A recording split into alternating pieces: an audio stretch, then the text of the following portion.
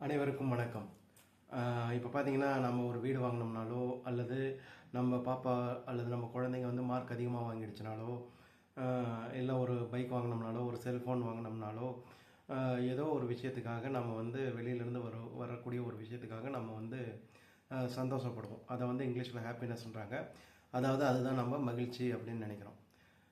ஆனால் ஒரு விஷயம் இன்னொரு வார்த்தை இங்கிலீஷில் இருக்குது. என்ன அப்படின்னா ஜாய் அப்படிங்கிறது.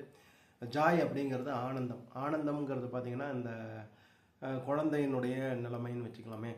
குழந்தைகளுக்கும் ஞானிகளுக்கும் உரித்தானது அப்படின்னு சொன்னாங்கனாலும் மனிதர்களுக்கு நம்மளை மாதிரி சாமானியமான மனிதர்களுக்கும் அது உரித்தானது தான்.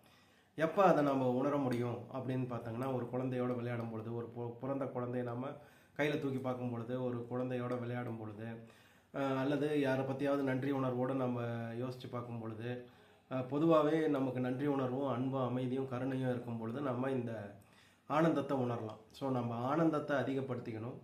மகிழ்ச்சி வரும்போது வரட்டும், ஆனால் ஆனந்தத்தில் எப்பயுமே இருக்கணும். அதுதான் நம்மளுடைய நோக்கம். நன்றி.